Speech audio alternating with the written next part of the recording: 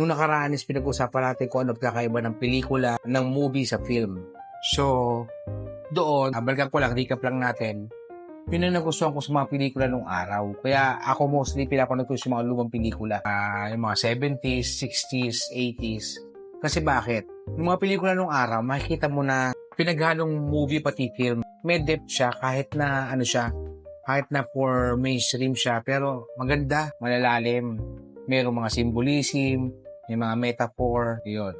So, yun ang nagustuhan ko sa pelikula nung araw. Pero ngayon, kita-kita mo na yung kakaiwalay ng film sa movie. Yung iba nga, nagkaroon pa ng ibang tawag, nagkaroon pa ng indie film kung tawagin. So, yun. Sa ngayon naman, pag-uusapan natin kung ano yung mga dahilan kung bakit tayo gumagawa ng pelikula. So, may tatlong bagay kung bakit tayo gumagawa ng pelikula.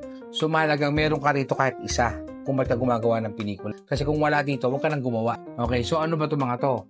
Number 1, by reason of the art. Ang ibig sabihin nito is ginawa mo tong pelikula for the sake of art, parang outlet mo. Ibig sabihin nito is ginawa mo to hindi para kumita ka ng pera. Mostly ito yung mga film na sinasabi natin nung nakaraan. So, ano tong by the reason of the art na to? Halimbawa nito is mga MTV, music video, kung saan meron ka lang gustong pakita o iparamdam sa iba kaya mo ginagawa. Pero it doesn't mean na kikita ka ng pera dito.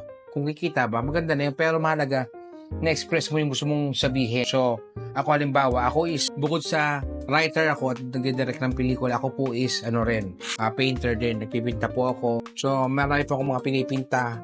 Yan po yung mga ibang sample ng mga pinta ko. Marami po yan. So ang dami kong pag-uusapan pa lahat-lahat. So, dami niyan. So, okay. So, nagpipinta ako before nung nasa Saudi ako. Kasi before po ako nag-direct sa Pilipinas is naging media manager po ako sa ibang bansa. So gumagawa ko ng mga commercial, gumagawa ko ng mga docu, mga ganyan. So ang problema ko that time is wala akong makausap. Ako kasi is, yun nga, kailangan ko ng outlet. Kaya ang ginawa kong paraan is nagpipinta ako.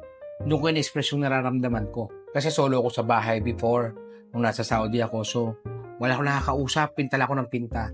So hindi ko nagawa, yung iba ang lalaki. Mga naka-frame, iba nakaganto lang, parang, ano ba tawag sa ganito? Display book. So yan, nakaganyan lang.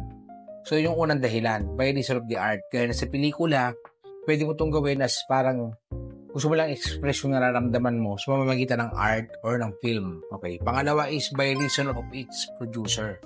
So ano yung sabihin nito? By reason of its producer. Gumagawa ka ng pelikula, depende sa gusto mangyari ng producer. So, malagang alam mo yan as director kung ano ba to, propaganda ba to, advocacy ba to, ano yung target market natin, sino yung mga target audience natin. So, yun, malagang bilang director, alamin mo to sa producer mo. So, yun, gumagawa tayo dahil kadahilanan na gustuhan ng ating producer.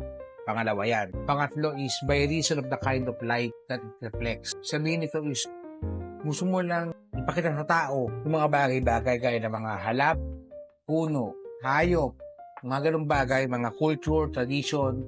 Mostly ito yung mga docu-film. Gumagawa tayo ng tungkol sa tungkol sa halaman, na docu, tungkol sa tungkol sa Egypt, tungkol sa mga pyramid, tungkol sa World War II. So, ayun. Yun yung isang dahilan. So, tatlo lang yan. Madali lang tandaan yan. By reason of the art, by reason of producer, pati by reason ng buhay na gusto mo ipakita sa iba. So, yun yung mga tatlong klase ng dahilan kung bakit tayo gumagawa ng pelikula. So, malagang malaman mo rito kung ano yung gusto mong gawin talaga para alam mo kung saan ka pupunta. Kasi, lately napansin ko, totoo to ang daming gumagawa ng pelikula na wala namang pinupuntahan. Okay, sabihin na natin araw, 100 na pelikula, 5 lang o 10 ang nakakarating sa sinihan. Yun yung nakakalungkot na katotohanan na nangyayari ngayon na yung mga pelikula natin is naiimbak lang. Kasi bakit? Kasi nga, hindi natin alam kung anong rason ba't natin ginawa to. Kung ang rason mo is kumita, yun, medyo problema yun kasi kailangan maghanap ng target market. So, halimbawa nga is kung hindi makapasok sa sinihan dahil hindi ka pumasa sa quality na gusto nila or mataas yung rating mo sa MTRCB. So, siguro pwedeng pang school. Though, yun nga, medyo mahigpit yun sa mga school, which is tama rin naman na dahilan ni DP Sara is huwag palabasin ng pera yung mga estudyante, lalo sa public. So, yun, pero marami pong paraan para kumita ang pelikula nyo. So, kaya mahalagang sa simula pa lang, alam nyo na kung ano yung target nyo. So, yun lang po at yun. Sa mga darating na araw, pag-usapan natin yung mga elements ng film, pati film language, lahat ng mga theory, kung kaya natin pag-usapan natin. Okay, yun lang muna at salamat.